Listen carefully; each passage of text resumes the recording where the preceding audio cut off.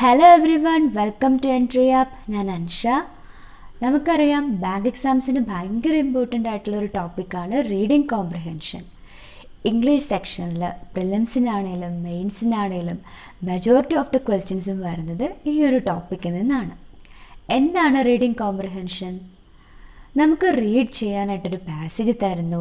ഈ പാസേജ് നമ്മൾ എങ്ങനെ കോംപ്രിഹെൻഡ് ചെയ്യുന്നു, എങ്ങനെ മനസ്സിലാക്കുന്നു എന്നറിയാൻ വേണ്ടിയിട്ട് കുറച്ച് ക്വസ്റ്റ്യൻസും.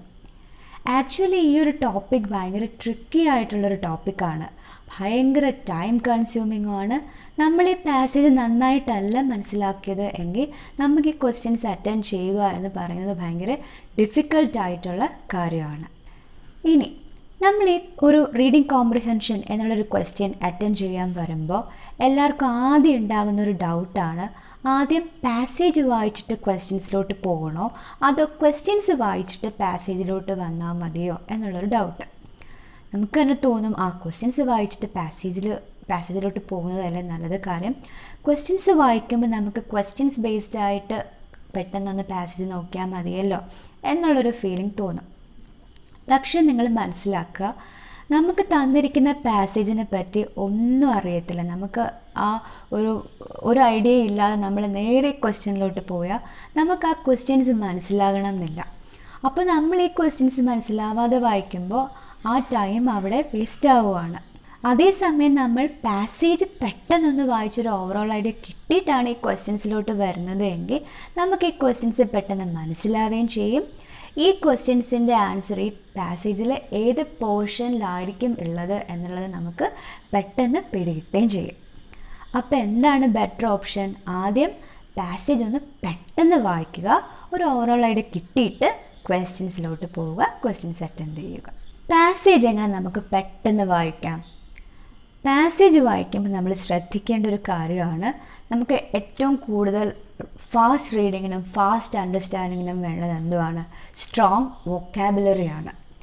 നമ്മളൊരു സെൻറ്റൻസ് വായിക്കുവാണ്, ആ സെൻറ്റൻസിലുള്ള വേർഡ്സ് നമുക്ക് മനസ്സിലാകുന്നില്ല എങ്കിൽ നമ്മുടെ റീഡിങ് സ്പീഡ് അവിടെ സ്ലോ ഡൗൺ ആകും.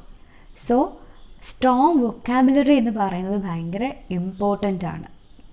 എങ്ങനെ നമുക്ക് വൊക്കാബുലറി എൻഹാൻസ് ചെയ്യാം? ഡെയിലി ഇംഗ്ലീഷ് ന്യൂസ് പേപ്പേഴ്സ് വായിക്കുക, അതുപോലെ മാഗസീൻസ് വായിക്കുക. ന്യൂസ് പേപ്പേഴ്സ് വായിക്കുമ്പോൾ നമ്മൾ ശ്രദ്ധിക്കേണ്ട ഒരു സെക്ഷനാണ് ന്യൂസ് പേപ്പറിൻ്റെ എഡിറ്റോറിയൽ സെക്ഷൻ.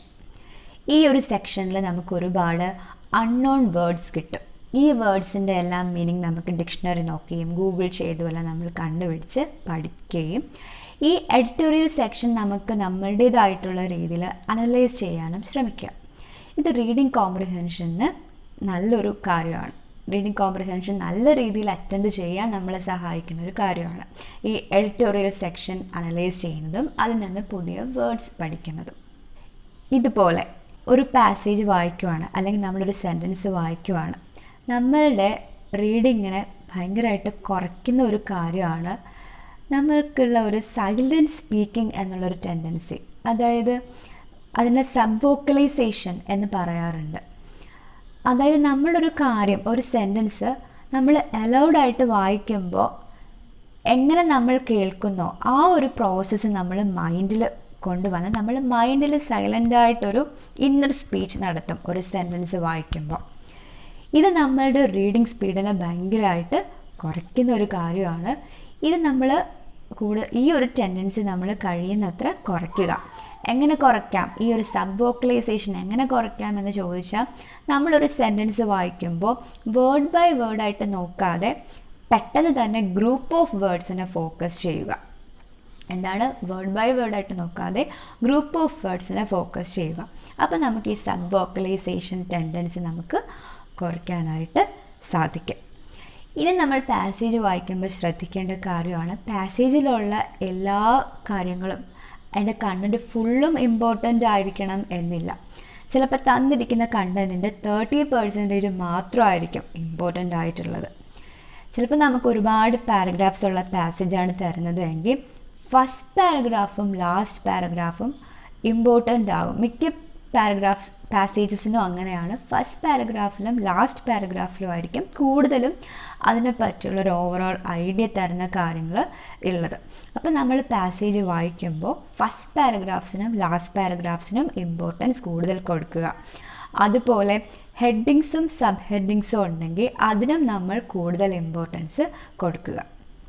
ഇനി നമ്മൾ ഇമ്പോർട്ടൻസ് കൊടുക്കണ്ട എന്നുള്ള കുറച്ച് കാര്യമാണ്. ഈ എക്സാമ്പിൾസും ഇല്ലസ്ട്രേഷൻസും ഉണ്ടെങ്കിൽ അതിന് വലിയ ഇമ്പോർട്ടൻസ് കൊടുക്കണ്ട.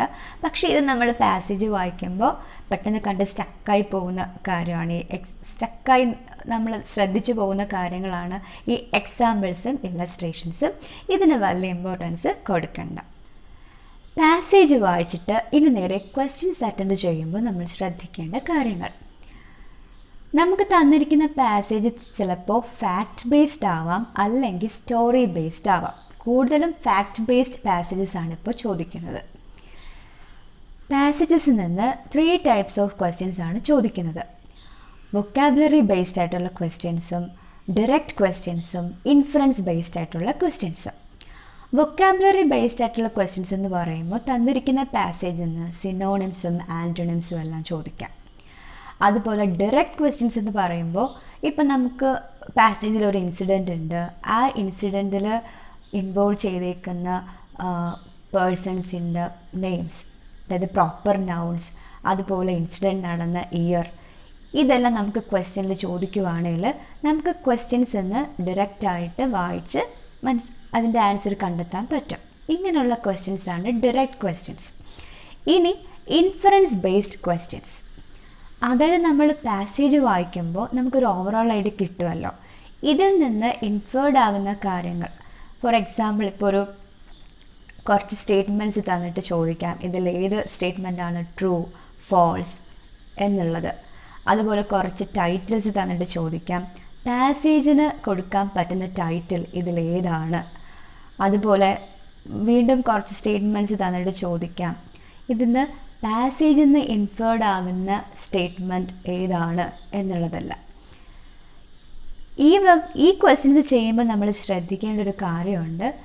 ഇൻഫറൻസ് ബേസ്ഡ് ആയിട്ടുള്ള ക്വസ്റ്റ്യൻസ് ചെയ്യുമ്പോൾ നമ്മൾ പാസേജിൻ്റെ വ്യൂ ആണ് നോക്കേണ്ടത്. അതായത് നമ്മൾ ഓഥറിൻ്റെ പോയിൻ്റ് ഓഫ് വ്യൂവിലായിരിക്കണം നമ്മളവിടെ ശ്രദ്ധിക്കേണ്ടത്. നമുക്ക് നമ്മളുടേതായിട്ടുള്ള പേഴ്സ്പെക്റ്റീവ് കാണും, അതിന് ഇമ്പോർട്ടൻസ് കൊടുക്കരുത്.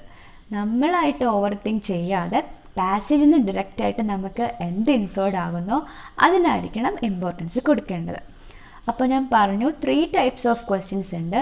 Vocabulary based questions, direct questions, inference based ആയിട്ടുള്ള ക്വസ്റ്റ്യൻസ്. ഈ ക്വസ്റ്റ്യൻസ് ചെയ്യുമ്പോൾ നമ്മൾ ആദ്യം ചെയ്യേണ്ടത് വൊക്കാബുലറി ബേസ്ഡ് ആയിട്ടുള്ള ക്വസ്റ്റ്യൻസ് ആയിരിക്കണം, എന്നിട്ട് ഡയറക്റ്റ് ക്വസ്റ്റ്യൻസ്, എന്നിട്ട് ലാസ്റ്റ് ഇൻഫറൻസ് ക്വസ്റ്റ്യൻസിലോട്ട് വരിക. കാര്യം നമ്മൾ ആദ്യം വൊക്കാബുലറി ബേസ്ഡ് ആയിട്ടുള്ള ക്വസ്റ്റ്യൻസ് ചെയ്യുമ്പോൾ നമുക്ക് ഈ വേർഡ്സും കാര്യങ്ങളെല്ലാം നോക്കാം, വീണ്ടും നമ്മൾ പാസേജ് നോക്കും.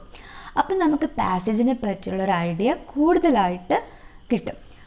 അപ്പോൾ ലാസ്റ്റ് നമ്മൾ ഇൻഫറൻസ് ബേസ്ഡ് ആയിട്ടുള്ള ക്വസ്റ്റ്യൻസ് ചെയ്യുമ്പോൾ നമുക്ക് ആ ഒരു ക്വസ്റ്റ്യൻസ് നല്ല രീതിയിൽ അറ്റൻഡ് ചെയ്യാനായിട്ട് പറ്റും. അപ്പോൾ ക്വസ്റ്റ്യൻസ് നോക്കുമ്പോൾ എന്താണ് ശ്രദ്ധിക്കേണ്ടത്? ആദ്യം വൊക്കാബുലറി ബേസ്ഡ് ആയിട്ടുള്ള ക്വസ്റ്റ്യൻസ് ചെയ്യുക, അത് കഴിഞ്ഞിട്ട് ഡയറക്റ്റ് ക്വസ്റ്റ്യൻസ്, എന്നിട്ട് ഇൻഫറൻസ് ബേസ്ഡ് ആയിട്ടുള്ള ക്വസ്റ്റ്യൻസ്. അപ്പോൾ റീഡിംഗ് കോംപ്രിഹെൻഷൻ അറ്റൻഡ് ചെയ്യുമ്പോൾ എന്തൊക്കെയാണ് നമ്മൾ ശ്രദ്ധിക്കേണ്ടത്? നമ്മൾ പാസേജ് പെട്ടെന്ന് ആദ്യം വായിക്കുക. പെട്ടെന്ന് വായിക്കുമ്പോൾ എന്തൊക്കെയാണ് നമ്മൾ വേർഡ്സിലൊന്നും സ്റ്റക്ക് ആവരുത്. വേർഡ്സ് ഇല്ല, എക്സാമ്പിൾസ്, ഇല്ലസ്ട്രേഷൻസ്, ഈ വക കാര്യങ്ങളിലൊന്നും സ്റ്റക്ക് ആവാതെ നമ്മൾ പെട്ടെന്ന് അതിൻ്റെ ഒരു ജനറൽ ഐഡിയ എന്താണെന്നുള്ളത് ഫോക്കസ് ചെയ്ത്, ആ പാസേജിൻ്റെ ഫ്ലോ എന്താണെന്നുള്ളത് ഫോക്കസ് ചെയ്ത് വായിക്കുക. അതുപോലെ തന്നെ നമ്മൾ പാസേജ് വായിക്കുമ്പോൾ ചില ഇമ്പോർട്ടൻറ്റ് പോയിൻറ്റ്സ് അല്ല, ചില പോയിൻറ്റ്സ് എത്തുമ്പോൾ നമുക്കത് ഇത് ഇമ്പോർട്ടൻ്റ് അല്ലേ, മെമ്മറൈസ് ചെയ്യാം, ക്വസ്റ്റ്യൻസ് ചെയ്യുമ്പോൾ ഹെൽപ്ഫുള്ളാകും എന്നെല്ലാം തോന്നും. മെമ്മറൈസിങ്ങിന് ഓവർ ട്രൈ ചെയ്യരുത്. അതുപോലെ തന്നെ നമുക്കൊരു പാസേജ് വായിക്കുമ്പോൾ ഈ പാസേജ് ഭയങ്കര ടഫാണെന്ന് തോന്നുന്നു, ഈ പാസേജ് നമുക്ക് ക്വസ്റ്റ്യൻസ് അറ്റൻഡ് ചെയ്യാൻ പറ്റില്ല എന്ന് തോന്നുവാണെങ്കിൽ നമ്മൾ ആ ഒരു ക്വസ്റ്റ്യന് വേണ്ടിയിട്ട്, ആ ഒരു റീഡിംഗ് കോംപ്രിഹെൻഷൻ ക്വസ്റ്റ്യന് വേണ്ടിയിട്ട് കൂടുതൽ സമയം സ്പെൻഡ് ചെയ്യരുത്. അതുപോലെ തന്നെ നമ്മൾ ശ്രദ്ധിക്കേണ്ട ഒരു കാര്യമാണ്, റീഡിംഗ് കോംപ്രിഹെൻഷൻ ഏറ്റവും കൂടുതൽ മസ്റ്റായിട്ട് വേണ്ടതെന്നാണ് വൊക്കാബുലറി. സ്ട്രോങ് വൊക്കാബുലറി ഡെവലപ്പ് ചെയ്യുക. അതുപോലെ തന്നെ പ്രാക്ടീസ് മസ്റ്റാണ്. ഈ തന്നിരിക്കുന്ന ടിപ്സ് എല്ലാം വെച്ച് കഴിയുന്നത്ര പ്രാക്ടീസ് ചെയ്യുക. നല്ല രീതിയിൽ പ്രാക്ടീസ് ചെയ്താൽ നല്ല രീതിയിൽ സ്കോർ ചെയ്യാൻ പറ്റുന്ന ഒരു ടോപ്പിക്കാണ് റീഡിംഗ് കോംപ്രിഹെൻഷൻ. അപ്പോൾ ഞാൻ പറഞ്ഞത് എല്ലാവർക്കും മനസ്സിലായി എന്ന് കരുതുന്നു. That's it for this video. Thank you. Bye.